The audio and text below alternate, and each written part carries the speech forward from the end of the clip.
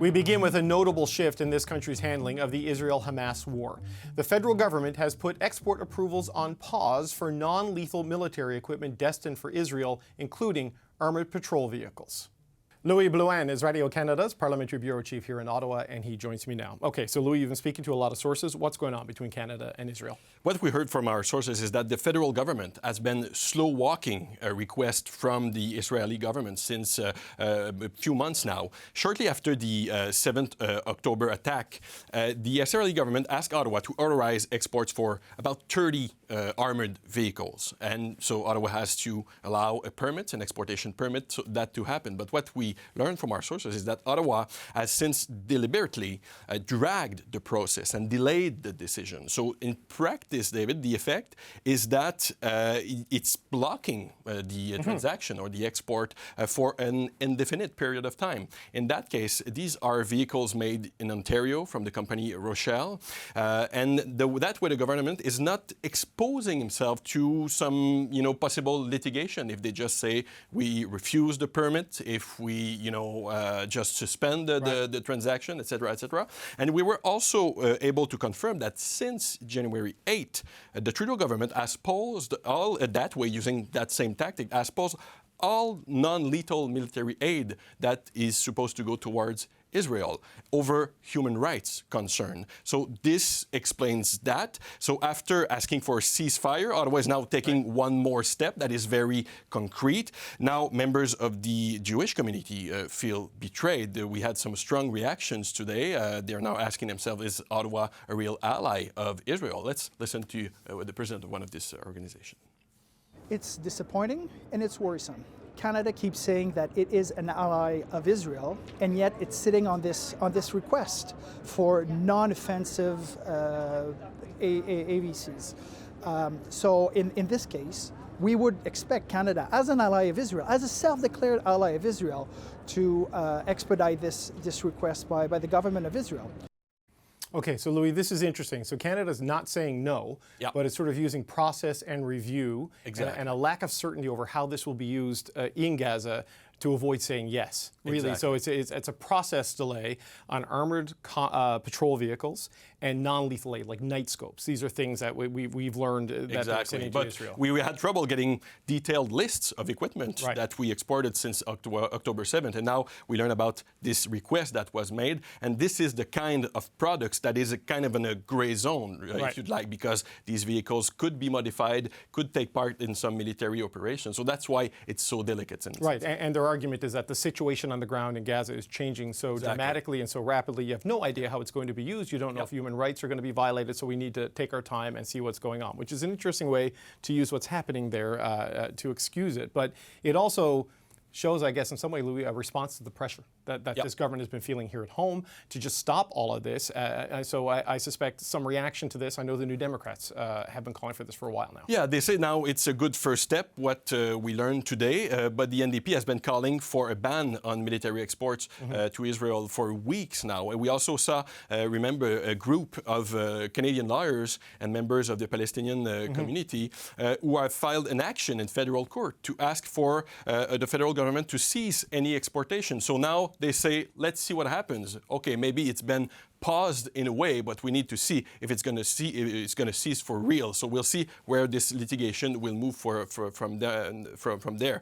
Let's listen, if you want, to Alexandre Boulris, the NDP MP from Quebec. The lives of thousands and millions of Palestinians is at risk, and those weapons, those vehicles could be used in some operations against the civil population of Gaza. So a suspension might be okay right now, but we need more clarity and more firmness from the Liberal government to stop selling arms to the Netanyahu government. And we've asked for comment officially from the federal government. We're still waiting for that. Also from the Israeli embassy in Ottawa. They say that they won't give any public comment about that. I have to say that of course, the federal government now is trying to show that he's listening to the concerns in the Palestinian community. He's trying to show that he's sensible to what's happening in Gaza too. So one more step from the government. Okay, but we saw that reaction from CJ. They're going to have some pushback on the other side of it. All right, Louis Bloin, Bureau Chief for Radio Canada here in Ottawa. Thank you, sir. CBC News and Radio Canada have learned that Canada is stalling on sending non-lethal military supplies to Israel. According to two sources, Israeli requests for armored vehicles built in Canada have been pending since October. And CBC News has confirmed that Canada has not approved exports on non-lethal military goods and technology to Israel since January. The Prime Minister was asked about the legality of approving export permits to Israel. Canada has one of the strongest export regimes in the world, and I'm not going to comment on a specific case, but we continue to make sure that all decisions are taken in the appropriate way. This comes as U.S. Senate Majority Leader Chuck Schumer sharply criticizes Israel's Prime Minister. The fourth major obstacle to peace is Israeli Prime Minister Benjamin Netanyahu, who has all too frequently bowed to the demands of extremists. All right, let's bring in the power panel on this. Cameron Amott is a former head of communications to Prime Minister Justin Trudeau.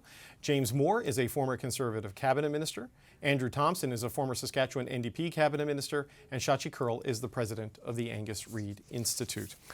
First, I want to give some credit to the Toronto Star, which first broke the news of the non-lethal military aid not being approved for the last 2 months. James, what do you make of this? Canada hasn't completely said no. It hasn't suspended or blocked it, but it's taking its time on getting to yes, and that potentially is going to be a problem with Israel and its supporters.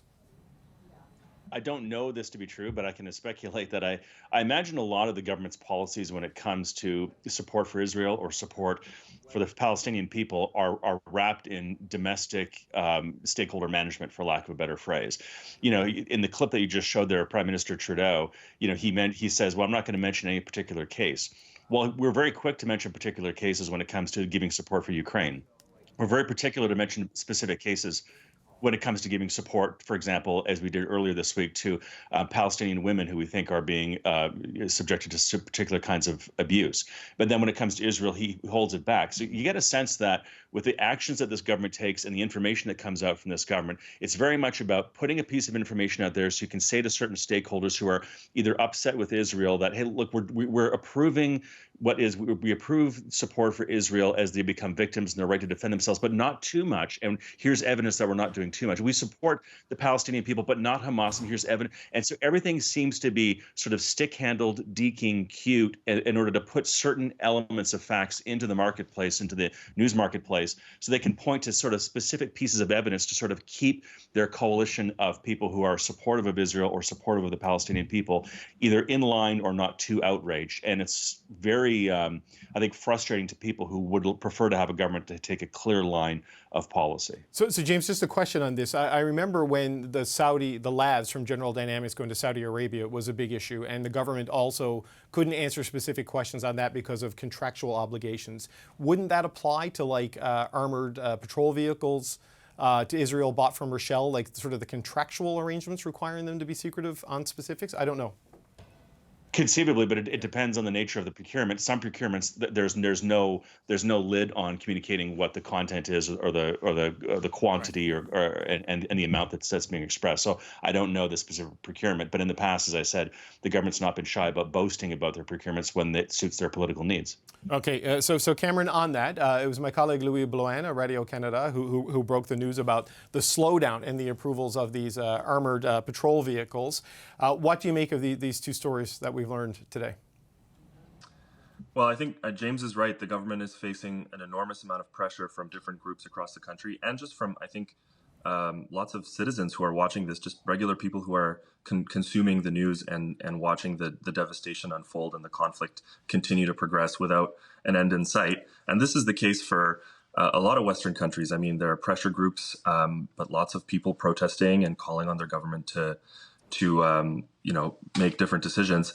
But I think the government's main objective right now needs to be, and their messaging needs to be focused on calling for a lasting ceasefire and doing everything they can to get humanitarian aid to the hundreds of thousands of people who are on the brink of famine and work with our international partners on diplomacy. I don't think it's the right move for the government right now to be seen or to be approving military goods being exported to Israel when the devastation is just getting worse every single day. I mean, as long as the bombing continues and the killing continues, I think we get further and further away from a prospect of whatever remaining prospect exists for a long-term sustainable peace.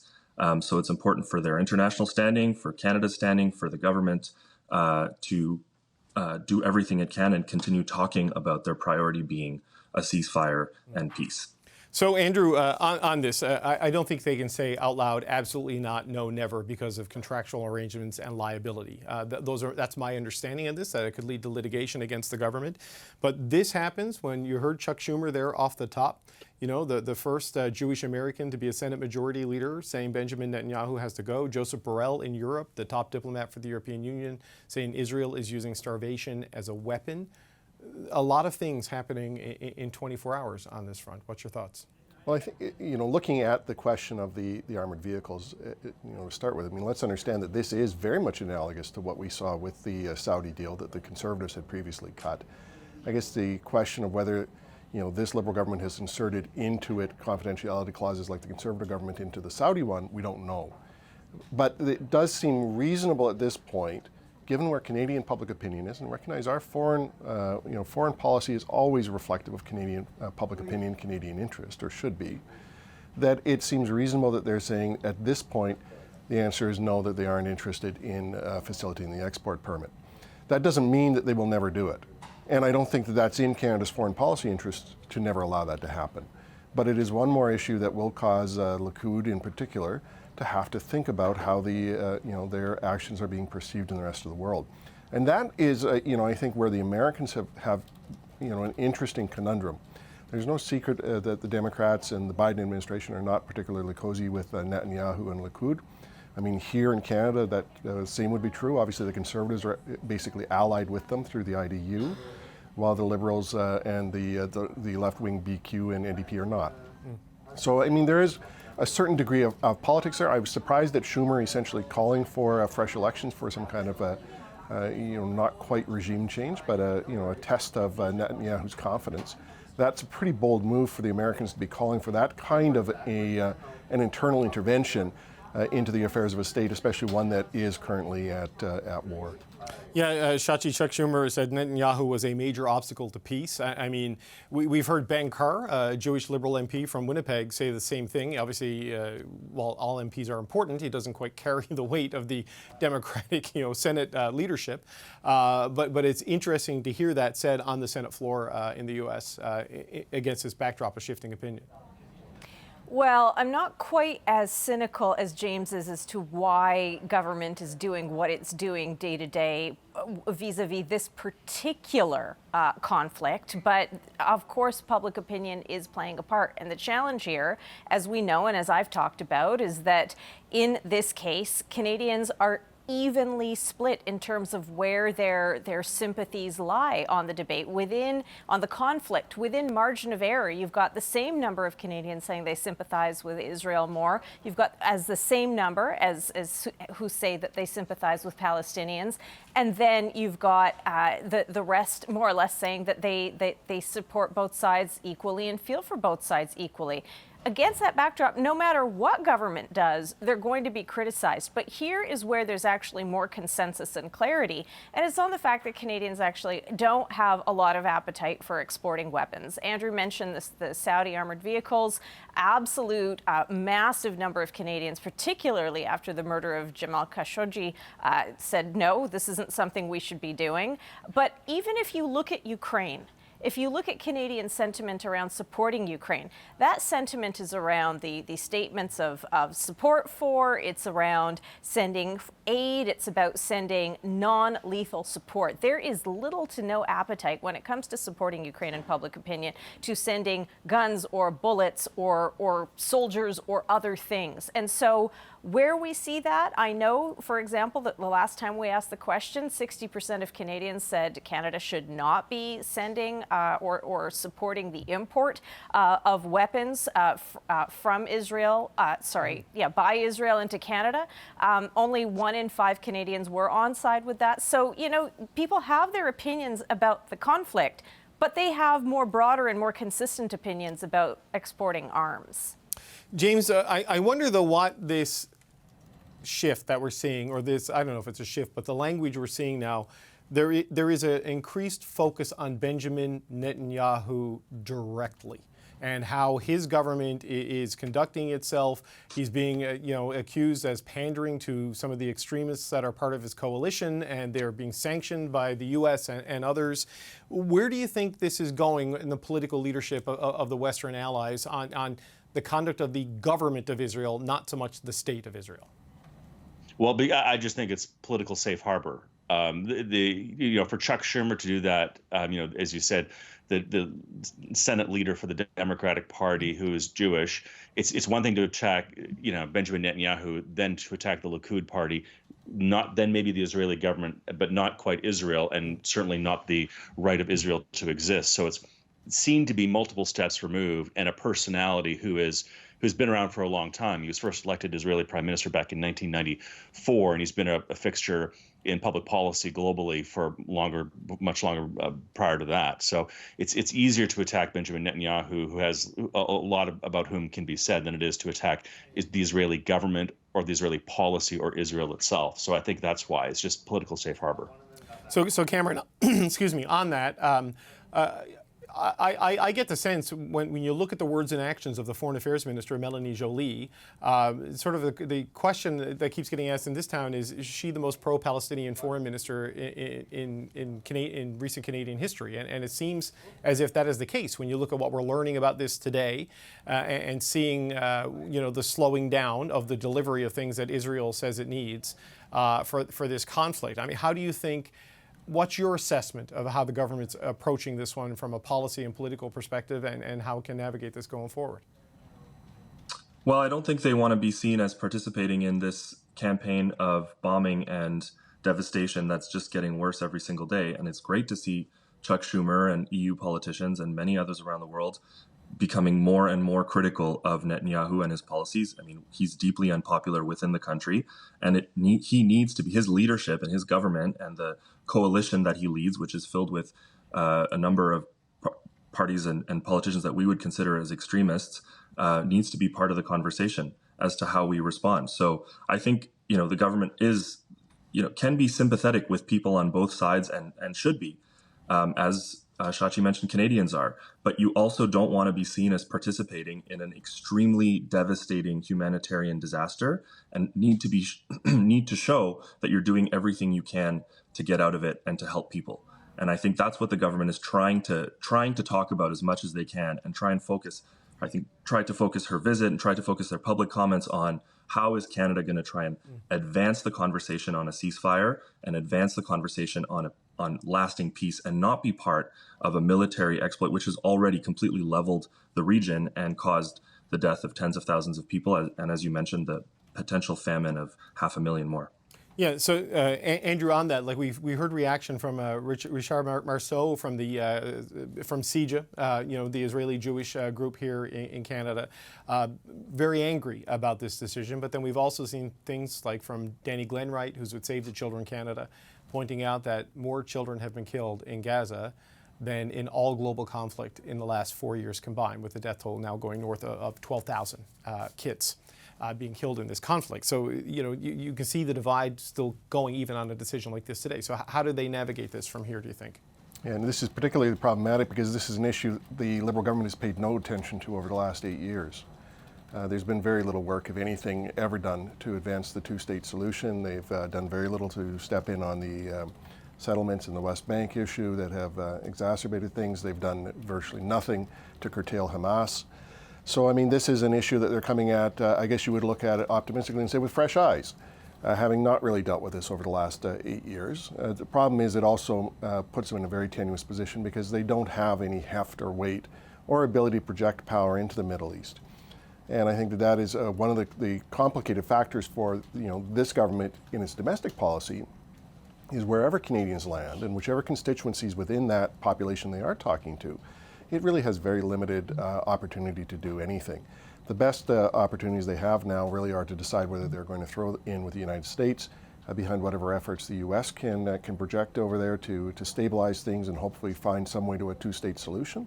But at this point, it looks like the government is caught up in a domestic conundrum as opposed to an ability to drive foreign policy. Shachi, quick final thoughts on this, and then we're going to switch gears. Only that Canada and this particular government isn't alone in that domestic gnarl. We saw the impacts that Joe Biden is facing, particularly in places like Michigan, but around the country in an election year on this particular issue. It's caused problems for politicians in France. It is seeping into what is sure to be an election year in the United Kingdom.